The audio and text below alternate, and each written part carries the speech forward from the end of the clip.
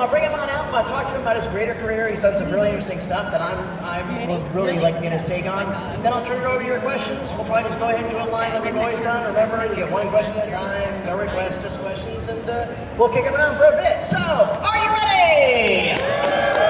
Our next guest is an actor whose body of work includes, but not limited to, Top Gun Maverick, Moon Girl and Devil Dinosaur, Brand New Cherry Flavor, Mortal Kombat Legends Snowblind, 9 Perfect Strangers, The Acolyte, that's the Star Wars show. And do we have any fans of The Good Place? Alright, please welcome Manny Jacinto! Or not, okay.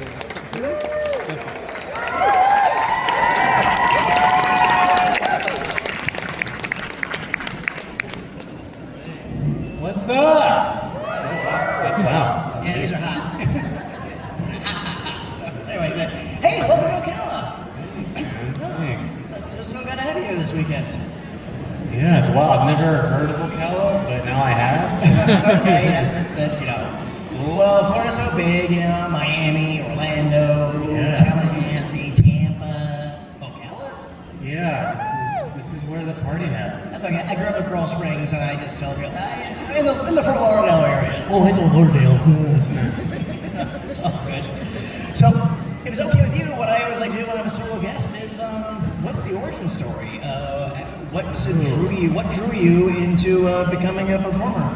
I mean, I never would have thought I'd be an actor, to be honest. I just played sports as a kid, was in school, but it wasn't until I started dancing in college. I wanted to be a dancer for an artist, and then that kind of rolled over into acting, and then here we are. All right, that'll work. What was not necessarily your first on-screen role, but what was a role where you felt like maybe, okay, I'm really in this now with both feet and going forward as far as I could tell, this is my career path? Was there a moment you had that? I mean, I feel like you're just constantly swimming regardless. Yeah, true. But yeah, I mean, I think it's when I was able to pay for some groceries and I wasn't stressed about how much it'd be, to be honest. That was like the turning point of like, oh, I can actually take care of myself a little bit, you know, and not have to worry and be stressed about it. I think that was a turning point where I was like, okay, I think I'm doing well. Was that decent enough? Was that tied into a role you had booked or something you had booked? Like, okay, I just did this, and now yeah, like I'm now middle class. Yeah, absolutely. Yeah, the Good Place, 100%. Yeah. That one changed my life. I mean, I never would have thought I'd be in LA acting and doing any of that, but The Good Place was the one that really opened the doors. That was a very surreptitious show because it was like, okay, Tan's got a new comedy, and everybody thinks, oh, it takes place at some resort or something, and then things began to unfurl, and it had a great buzz, and I think it was the buzz that really got people. No, it's like, you know, I don't want to spoil it, but people got the word out too. How did that booking come about for you? It was just like any other audition. I auditioned 3 times, did the screen test for it, and waited. You know, it was like a whole 3-week process of, you know, possibly getting the role, possibly not getting the role. But I was a big fan of Mike Schur. I mean, he did Parks and Rec and The Office. And I knew that this was going to be a special one because it was such a great team, and I didn't know how to top a project like that coming off of that. Absolutely. What was your experience like on Top Gun? Oh, it was wild. I mean, Tom Cruise. There's a reason why the man is like one of our last action movie stars on the planet. He's the hardest worker in the room. He's not just the actor, but he's also the camera guy. He's the lighting person. He's also the guy who gives you coffee. You know, he's just that guy. I've heard he leads by example. Yeah, he really is that way there, and he's nothing like that. And you're right though about that.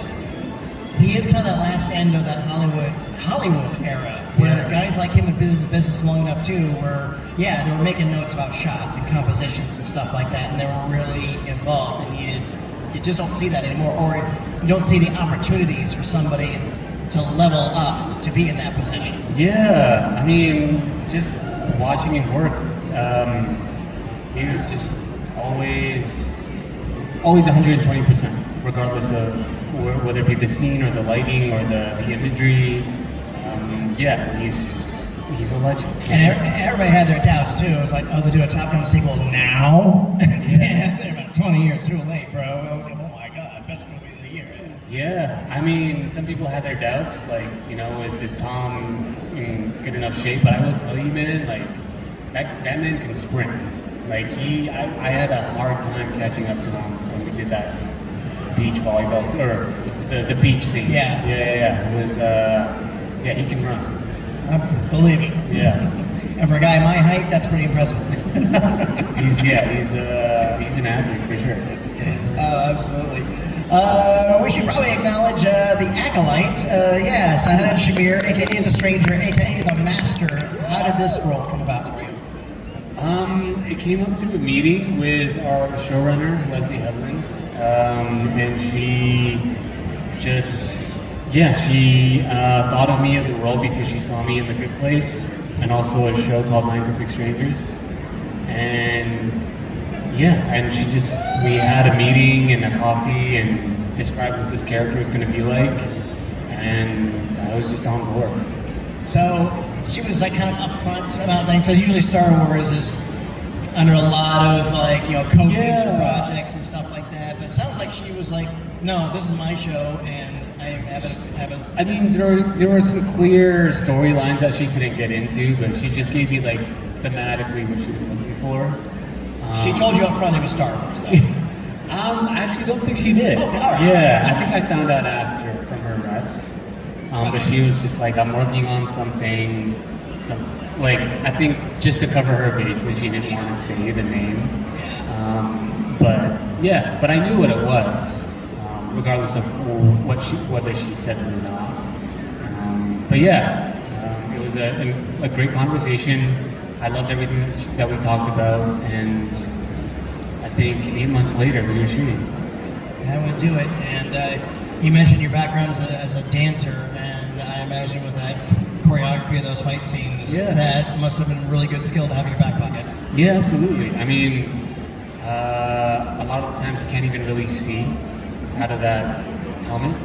So just knowing your body and being able to memorize the movements comes in handy a lot. Yeah, a fighting style that incorporates helmet blocking is new even by Star Wars standards, but it worked. Yeah. It absolutely worked. 100%. Yeah. We definitely wanted to come up with a lot of different ways to showcase different fighting styles, and I was lucky. That team was incredible. And I also appreciated too that the body language and everything else, and Shamir is I'm just this guy too, but the Stranger steps, the difference with the confidence and that guy's definitely a Sith and this guy's a goofball. Wait, the same guy, Yeah. Oh, sorry, spoilers, my bad. Yeah, hence why the whole Good Place, why Leslie found me in that. Yeah. What was the craziest day you had on the Acolyte set? Because I imagine in the fight choreography, anytime you deal with special effects in general, it's going to have a fog of war. So what was Yeah, I mean, luckily for us, it was a lot of just practical sets. So I can hear everything, I can smell everything, I can touch everything. It was like being at Disney World, just 1,000 times better. I was in the costume. I got to just really live in that character. But it was. I think the craziest thing was getting to take down 5 Jedi at the same time. Yeah. How long was that scene to shoot? Oh man, it took at least maybe a couple weeks. Okay. Yeah, but the prep for it was 5 months. Yeah. And what was it like having to sit under that? All the other Star Wars events, we talk about the NDAs, and you want to tell the whole world, I'm in Star Wars, but you couldn't. What was it like having to zip up about it? I mean, I was holding that secret for like 2.5 years. Wow. Yeah, not being able to tell anybody, and it's such a big secret. And like the posters would come out, the trailer would come out, and like, you know, my face wouldn't be on there, and my friends would be like, "Oh, I thought you were on the show." I was like, "Yeah, I don't know what happened." You know? I must have ended up on the cutting room floor. Yeah, exactly. You know, you kind of had to tame your ego, and then you just wait. Hopefully, people Just enjoy it when it comes out. Be patient, and you know, like I said, first we saw you, and then we saw the other you, and then we saw at the end, and you know, then we see Darth Plagueis, you know, lurking behind the cat. Yeah. So Little roommate. Yeah. yeah, absolutely. What's the dream gig? The dream gig. Yeah, you can write your own ticket, which is kind of hard after Star Wars, but Yeah, right. Oh man, anything and everything. I'd love to work with a whole bunch of directors that I admire, like whether it be like Jordan Peele or he's been doing some fantastic work in the horror genre, really 100%. taking it in a direction we haven't seen before. Yeah, like to be able to work with him would be incredible, or maybe make my own stuff. But maybe do a live action anime. That's so many things that I still want to do. I feel like I'm only getting started.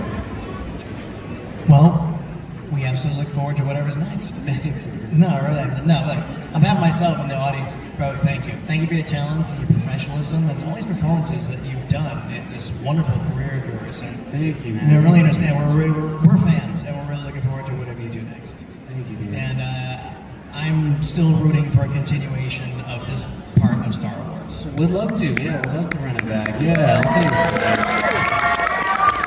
Yeah, we'll see.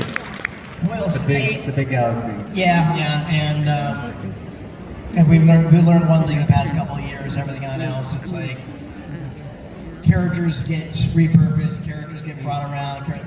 So maybe we'll not see Acolyte again, but I think we've not seen the last of your character. Thank you. Or characters, perhaps. So we can do with that. So We put it out there. put it out there. So all right, I'm gonna go on out there and take some questions from the audience. All right.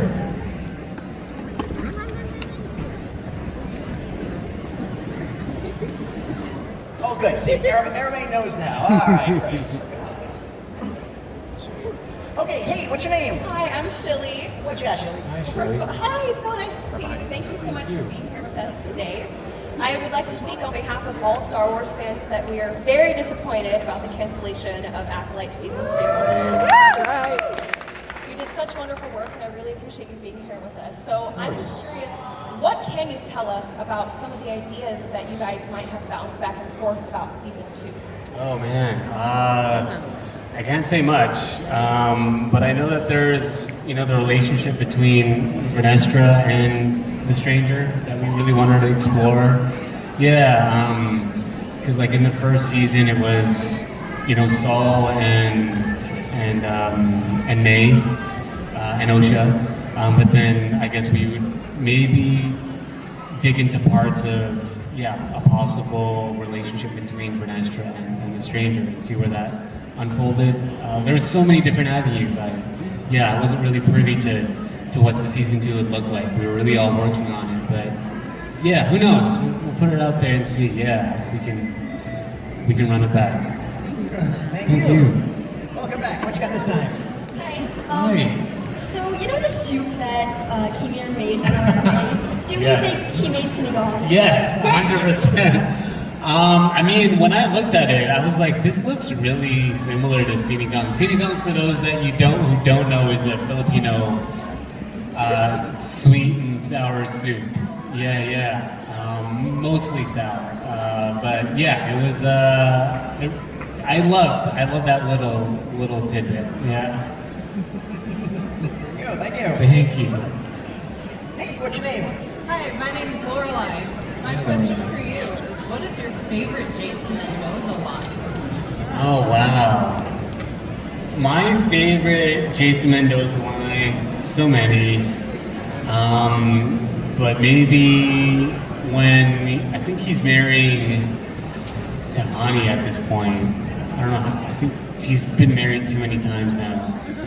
But he says in his vows, send nude pics of your heart to me. Yeah. Thank you. Hey, what's your name? I'm Cheryl. Hi, Cheryl. I actually would like to know how you actually got into the frame of mind of the two different characters you were playing on the Acolyte. Because one was such a fun little goofy guy, as you're saying, but the other one was so dark and so abused. Yeah. I mean, a lot of the I think the template for Chimere was Captain Jack Sparrow, so that aloofness, that kind of drunken playfulness. So definitely used that to my advantage. And then for the stranger, I don't know if I had any character that I had in mind, but I definitely leaned into his loneliness, kind of his isolation, and the fact that the world doesn't accept him was a big anchor for me. So yeah, leading into those two aspects helped a lot. Thank you.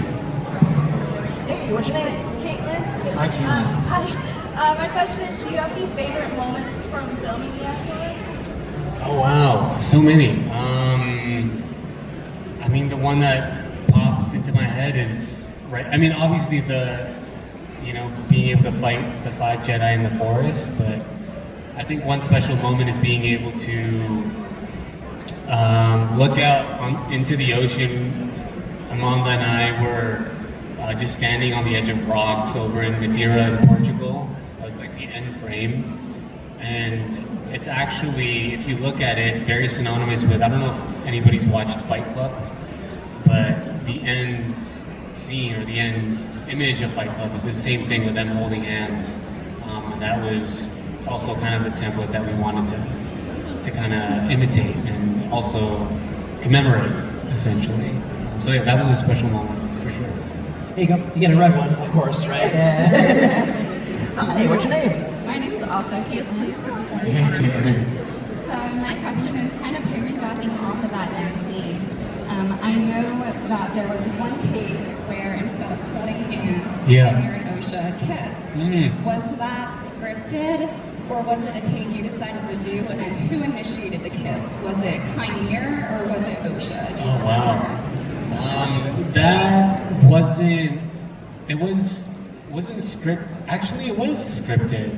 It was in one of the versions. I think we had multiple versions that we wanted to try out, so this was one that Leslie wanted to try and see. But I think it was a mutual convergence of us, coming together and finding each other. But yeah, it was on the page, but I think we felt that it wasn't necessarily earned yet, and maybe something that we could have explored in another season. Great one, thank you. Thank you. Hey, what's your name? Steven. What you got? Hey, Steven. My question is a bit of a change of pace. It's about Freakier Friday. Love it. Yeah. So in it, you play a British guy. Yeah, apparently, yeah. So I'm just curious, how did that come about? You getting to try out an accent instead of them casting an actual Brit? Yeah, Nisha Ganatra, our director, was a fan of my work, luckily, like on The Good Place and other stuff, and it just worked out well that they cast Sophia Hammonds first, who plays like the British daughter. So they cast her first, and she has Southeast Asian roots. So I think Nisha just thought of me because of my work and everything, and she needed a comedic actor that had a bit of heart. And she trusted me that I could do a British accent, so we worked on that a whole bunch, and that's what happened. Good question, thank you. Thank you. Hello there. Hello there. Hey, what's your name? My name's Rod.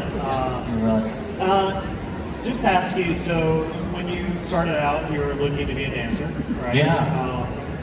Is there a role in a musical that you're hopeful for, or a part in some sort of big dance routine that you'd love to capitalize on? Oh man, Dirty Dancing? Yeah, right? I don't know. I mean, like, all the ones that I want to do are already out. Like, it's tough. Let me re-specify. Is there a dance routine from a film or production that you're like, that is so the peak of my dance abilities? Yeah. How to execute that? That's a great question. The thing is, I mean, as a kid, I was a big fan of like those old school, not old, I mean, I guess it is old school now, but why am I blanking on the name? Like those old school hip hop movies. It wasn't Step Up, it was You Got Served. Hell yes. Yeah, but the thing is, in the dance, but in the dance community, like, what you see on stage, what they do, is like not in any way comparable to what we've seen on screen yet. So I would love to just somehow mix those together, to be able to find, just like a proper way to tell a story that looks incredible on stage, because they do so much so well, and also with a proper story that's compelling. We'll see. Yeah, hopefully we'll find something. All right, good one. Oh no, I can't give you a red one. No, hold on. What's your blue? Yeah, take a green. Hey, what's going on? What you got, my friend? Hey, Kuya, ¿cómo está? Hey, ¿cómo está? My name is Philip. Hey, Philip. So, seeing a Filipino character like a major U.S. sitcom is a big deal. What did that mean to you to have that kind of representation? Dude, I mean, it meant the world. I mean, at first, I didn't think too much about it. I was just, I had to put my head down, just do the work, and be grateful for the job. But like, it was only after the fact that I really truly realized that we were doing something different. I mean, I knew off the bat that it was different because it was a dumb Asian. Like, it was something that we haven't really seen ever, really. So just the fact that I got to do that was incredible. But it was, when I started talking to other Filipinos, or like a lot of other people in the community that had love for the good place in that character and really appreciated, the shout outs. And it was also the first time that we had two other Filipino characters that weren't really related to each other, and they weren't speaking Tagalog, they were just friends. So that felt really special. And I hope to continue to do that in my other work. Yeah. Phil, no. Come on, stick around for a second. Okay, what do we got to look forward to Brick City Anime?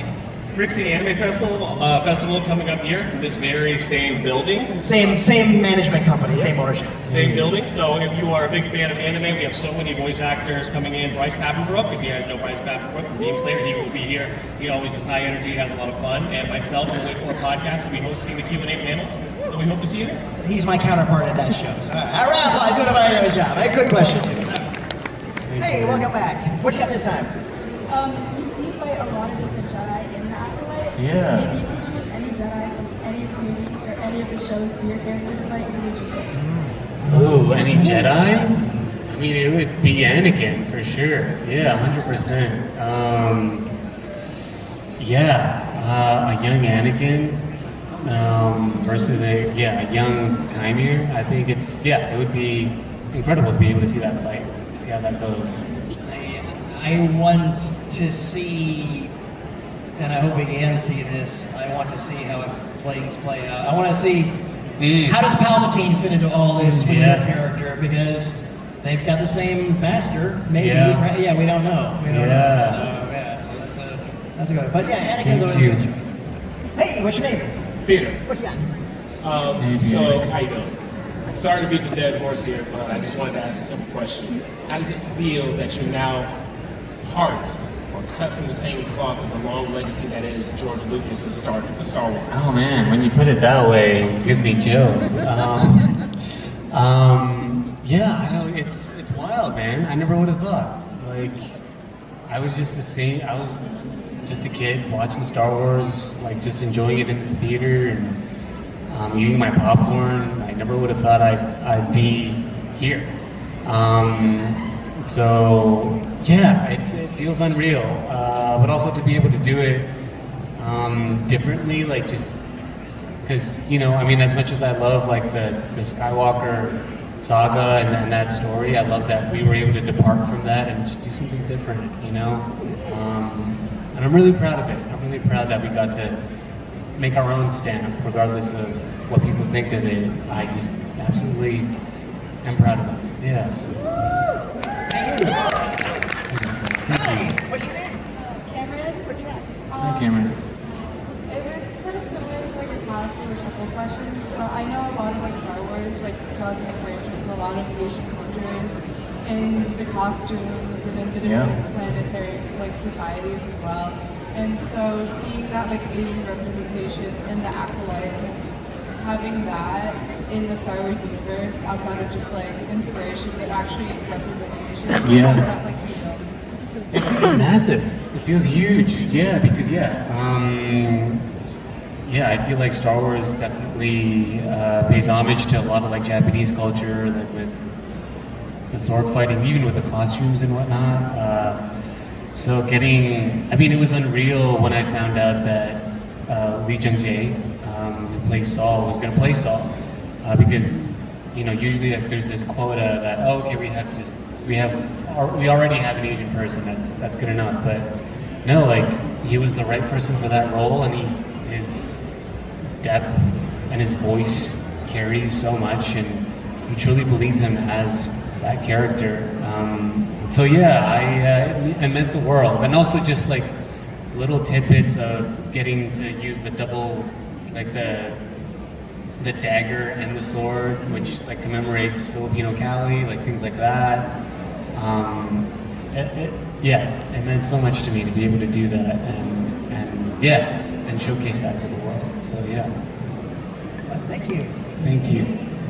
Yeah, you don't forget that Toshiro Mifune was Lewis's first choice for Obi-Wan. Yeah. He really wanted him, but the studio was like, no, we need somebody with whose English is their first language. That was really what the was. Man, Toshiro Mifune is a beast. Yeah. I often joke. I said, if we can ever go to parallel worlds, I want to go to one of those worlds and just come back with a bunch of crazy Blu-rays and DVDs of alternate castings. Yeah. I want to that world, and the same world where Tom Selleck played Indiana Jones. Oh wow. I'm not saying it's better. Just want to see it different. That take, yeah. Hi, what's your name? I'm Kayla. Hi, Kayla. Hi. I just wanted to reiterate how cool it was to see some Jax Pinoy representation on The Good Place. And I was wondering just what things did you do to get in character for that role? So with Jason, he just looks at the world from a very childlike point of view. So everything, like from like a water bottle, is like so fascinating to him. So yeah, it's really getting into that mindset of there's no judgment and the whole world is your playground. But with that, you make some pretty dumb decisions, like things that can kill you, basically. But to him, it's just like he has the biggest heart, and he looks at things from like a really positive point of view, and he just has this innocence about him. So that was definitely just that mindset that I got into whenever I stepped into that role. Great one, thank you. Thank you. Hi, what's your name? I was just wondering what your favorite Filipino food was. I love a good sisig. Yeah, for people who don't know, that's like a crispy pork dish. Texture is like on the next level. Probably not good for your heart, but really good. Yeah. I'll try it. All right. Thank you. So, anything project-wise coming up that you're allowed to share with us? Yeah, I mean, we have Freakier Friday that's still out in theaters right now. Please catch it if you haven't. It's a good time. I've heard great things about it. Thanks, It's just not. Yeah, just more people need to be seeing it. Yeah, it's doing really well in theaters for for a comedy. And so we have that, and we have rom-com with Chloe Grace Moretz coming next year, and a Western with Ben Foster. Yeah. So things on the schedule. All right, we're absolutely looking forward to it. So, thanks so much for spending this time with us. Everything else too. Okay, you going back to the table? Yeah. Okay, yeah. So he'll go back to his table and all that fun stuff. In the meantime, you want to take a picture with the audience? Yeah, let's do it. All right, everybody. We're gonna